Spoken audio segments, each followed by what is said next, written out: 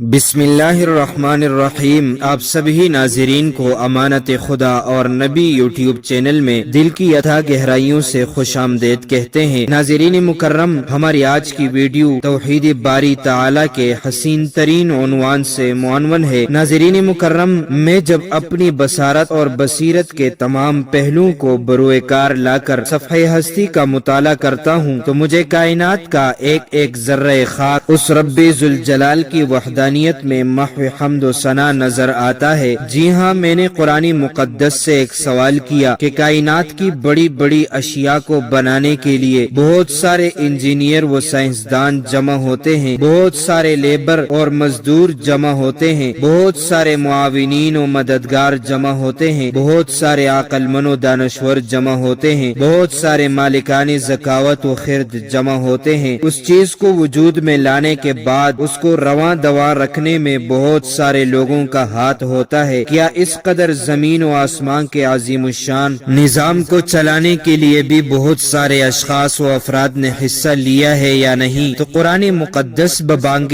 دہل یہ اعلان کرتا ہے، لو کان فیہما آلہۃ الا اللہ لفسدتا۔ دنیا کے نظام کو چلانے کے لیے اس رب ذوالجلال کے سوا کوئی ہو نہیں سکتا۔ لوگوں کے بنائے ہوئے نظام میں جس قدر افراد کا اضافہ ہو جائے اس قدر اس نظام کا چلنا آسان ہو جاتا ہے، اس قدر وہ نظام صحیح اور درست چلتا ہے۔ مگر میرے رب کی شان یکتا اور نرالی ہے، اس نظام کا چلنا اس وقت تک درست رہے گا جب تک ایک رب کی وحدانیت کا ڈنکا بجتا رہے گا۔ رب ذوالجلال کی توحید کی اگر دلیل دیکھنی ہے تو کہیں کتب خانے میں جانے کی ضرورت نہیں ہے، کہیں لائبریری میں جانے کی ضرورت نہیں ہے، کہیں مدارس اور کالج میں جا کر تحقیق کرنے کی ضرورت نہیں ہے، بلکہ روئے کائنات کا ایک ذرہ خاک اٹھا کر اس کی تخلیق پر غور کیجئے۔ آسمان کے بلند و بالا رنگین نقشے پر غور کر لیں، زمین کی پستیوں اور نشیب و فراز کا معائنہ کر لیں۔ گردش لیل و نہار ہو یا موسم خزاں و بہار، سورج و چاند کی تابانی ہو یا کواکب و سیارات کی درخشانی، سمندر و دریا کی موجزن لہریں ہوں یا ندی نالے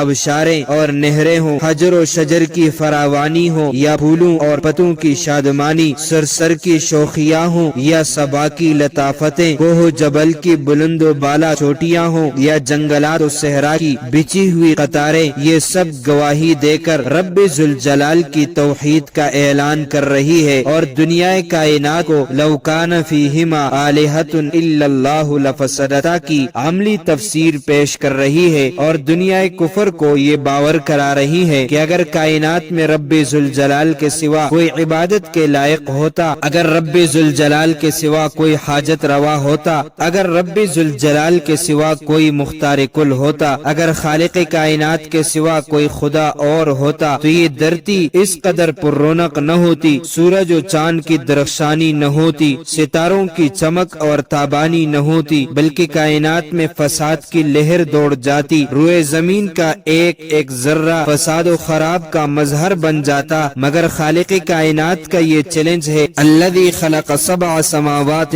طباقا ما ترى فی خلق الرحمن من تفاوت فارجع البصر هل ترى من فطور۔ صدیاں بیت گئی، زمانے گزر گئے، گردش لیل و نہار جاری رہی، مگر نظام عالم میں کوئی بھی خامی و کمی نہ نکال سکا، بلکہ ہر چیز اسے پکار کر کہتی ہے فی کل شیء لہ آیہ تدل علی انہ واحد۔ ناظرین مکرم، جب آپ بنظر بصیرت صفحہ کائنات کا مطالعہ کریں گے تو ہر چیز اپنے مقصد و محور اور مدار پر روز اول سے گردش کناں نظر آئے گی، جس کو حرکت دینے والی ذات ایک وحدہ لا شریک رب ذوالجلال کی ذات ہے۔ جب ہر چیز کی ضرورت و حاجت کا مداوا کرنے والا ایک خالق ذوالجلال ہے تو پھر عبادت کا حقیقی مستحق بھی صرف وہی رب ذوالجلال ہے، جو پوری کائنات کے انسانوں کو اپنے در رحمت سے پکار کر کہتا ہے، یا ایھا الناس اعبدوا ربکم الذی خلقکم والذین من قبلکم لعلکم تتقون۔ اے دنیا جہاں میں بسنے والے انسانوں، عبادت کے لائق اگر کوئی ذات ہے تو وہ ایسی ذات ہی ہو سکتی ہے جس نے تمہیں بھی اس روئے کائنات کی زینت بنایا ہے۔ اگر کوئی شخص اس ایک وحدہ لا شریک ذات کو چھوڑ کر غیر اللہ کے در پر جبین نیاز جھکا لے تو کائنات کی ہر چیز اسے پکار کر کہتی ہے، ہو جس میں عبادت کا دھوکہ، بندوں کی وہ تعظیم نہ کر جو خاص خدا کا حصہ ہے، بندوں میں اسے تقسیم نہ کر۔ ناظرین مکرم، یہ تھی ہماری آج کی ویڈیو۔ ہم پر امید ہے کہ آپ کو ہماری آج والی ویڈیو پسند آئی ہوگی۔ اس طرح کی مزید اسلامی معلومات کے لیے امانت خدا اور نبی یوٹیوب چینل کو سبسکرائب کیجیے۔ اگر زندگی کے لمحات مزید باقی رہے تو آپ کے لیے ایک اور بہترین ویڈیو بطور تحفہ اللہ تعالیٰ کی رضا کے خاطر پیش کروں گا۔ تب تک کے لیے مجھے دیجیے اجازت۔ اللہ تعالیٰ سے دعا ہے کہ اللہ تعالیٰ ہمیں اپنی توحید پر قائم اور دائم رکھے۔ السلام علیکم۔